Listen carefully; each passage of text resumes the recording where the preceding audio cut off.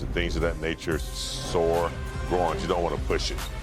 Rob will explain his theory that we talked about, but I think that, you just don't want to take a chance. It has been, like you said, 6 out of 9, and it's early, and I'm just assuming they just want to be safe and not push it, in a back-to-back game.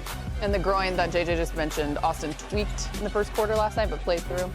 Yeah, I think one of the things when you have a groin injury, I've torn my groin in college, and it's really hard the second day.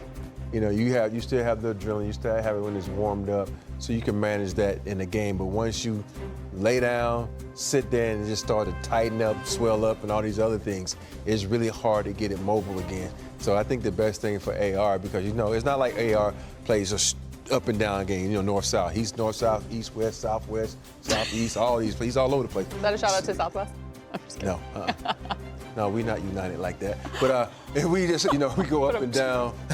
But I think this is the best thing, because you look at his load has been a lot. He's been playing a lot of minutes. He had to take over for, Luka, had to take over for LeBron. So I think for him, this is very unusual for a guy to play this many minutes early in the season. So I think he needed this rest. I hate to say it, because I really, really hate load management. Yeah, you do. And I don't think anyone can disagree with that. Having said that, we talked about it last week, big game, because unfortunately, even though we're 7 games in, this is not anything new for the Lakers here early on. Because as JJ will tell you, it's still another opportunity. Next man up. It has to be, guys have to really, do their jobs better and try not to do, more. Guys like Hayes going to have to step up. Jake LaRavia's proven. It'll be a little bit more focus on them defensively without Luka and without Reeves and without Gabe. So, it'll be interesting to see how they connect defensively and, try to get some excitement on that side of the court. Maybe get some steals and turnovers, get some easier buckets and make it easier on themselves. But they will have a leader out there. And Marcus Smart, he's known for stepping up in all situations. But knowing that the team is without, 4 or 5 players, he will play a key role in how he verbalizes and how he, establish that aggressiveness on both ends of the floor. I think for me, it's going to boil down to a group effort. And what I mean by that, coaches are going to have to send in the right plays, the players are going to have to execute those plays, and they're going to play a tough-nosed defense, because you think about the last time they played Portland. Portland kind of had their way with the Lakers, so now you shorthanded in a number of ways. Your prime scores, you think about it, we got 80 points on the bench now because of Austin and Luka being out. So this is going to take a prime effort, and this is going to be team effort, pass the ball, move the ball. And when you're playing a good defensive team like Portland, I know that's really weird to say in here, but they are a good defensive team. You got to really move the ball. Don't second guess yourself. Move it fast. That way everybody can get not good shots. But 29 points, 10 boards. Rui Hachimura stepped in with 28 points. You know he was going to probably be motivated because he spent a couple of years in Portland. Yeah. And, Portland feel like he did not. He has not played as well as they had hoped when they gave him that big contract to come from Phoenix. Man, hey, JJ Redick can coach. I mean, you can tell how thorough he was, like being around him and talking basketball.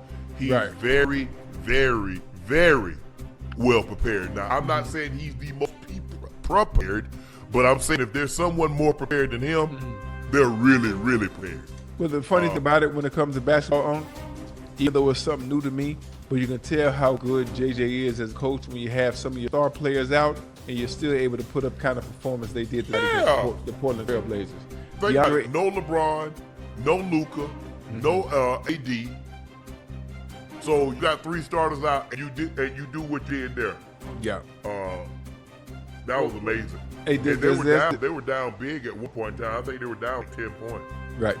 Well, what does that say about the Blazers? Are the Blazers that bad this year, or are they just early in the season? They haven't hit their stride yet. I mean, they got some decent players. I like Sharpe. They brought Holiday over. Kamara's pretty good. They got some decent players, but they're not gonna do anything on show. No. They got Jeremy Grant that's coming off the bench now, but they're not gonna do anything. Dame is back in Portland, and he's a year away. But Dame won't be back till next year, huh? yeah, right. But when you're out Luka, you're out AR, you're without LeBron, and you find a way to win against a team that's full strength. Right. Yeah. Damn, the Lakers scored 71 in the second half. Woo. That's a big time win. That's very impressive. I've been very, very impressed with JJ. A guy that I don't think he's had any previous coaching experience unless he coached kids at a very low level. Right. No college, no high school, obviously no professional career, and to step in and to coach. But here's a guy that played the game. And I think the thing is you respect him because you know what he's talking about. You know he's thorough. And I've been very, very, very impressed with the job. Now, I still haven't forgiven him for what he did in Game 3 and played LeBron them all them damn minutes. But other than that, you get to the finals this year, you win the championship. All is forgiven. All is forgiven. All right, Ocho, we're going to get out of here on this. It's time for our final segment of the evening. It's time for Q and A.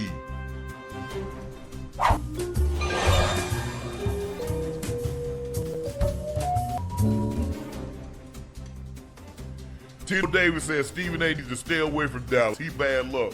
Man, it's not like y'all won a whole bunch of games before Stephen A stepped in Dallas.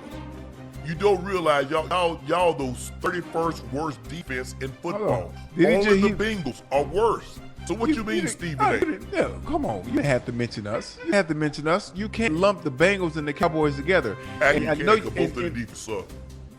And you cannot blame Stephen A. I hate when people do that. Even in the joking manner, they say, "Oh, you bad luck," or "You the reason we lost." Hell, them boys been out there practicing. They practice Monday, Wednesday, Thursday, Friday, and Saturday. What they put out there on Sunday ain't got nothing to do with me. Ain't got nothing to do with me at all. Yes, it does. Oh. Tyler Cox, as a lifelong Cowboy fan, I'm officially done. Cowboys are just a marketing company with a few football players. Damn. He said a marketing company? Yep. That's a good one. Hey, listen, the brand market itself. It sells itself. Yeah, but that it does. But he's not done. He's just talking. Yeah, that's the we say that all the time. I'm done. I'm out. Mm-hmm. Yeah. Hey, hey, they win one game and I'm back. Hype. Izzy R said, "Your Uncle Ocho, who was better, wide receiver duo, Aaron McCaffrey, Rod Smith, or T.J. Houshmandzadeh and Ocho?" That was a good one. Yeah, it is. Ocho, you ever had 100 catches in the season? Hell no. Not even close. What about T.J.? Probably. Yeah, one year, Ed and Rod both went 100. I wasn't there. I think it was 2000. In 2000, both Ed and Rod. Nah, it was 2001. They both went over. 2000. 2000, they both went over 100 catches in the season. Yeah, man. I wish another where he led the league, and he had over 1,600 yards receiving. Right, man. I wish I did have a goddamn 100 catch. Man, please. Philly Talk PA. Deron Bland is good as his last name. He's not PS2. He's not Stingley. He's not Quinyon. He's not Gonzo. He's not Terrell. There's a reason, a real reason career high in the was 4.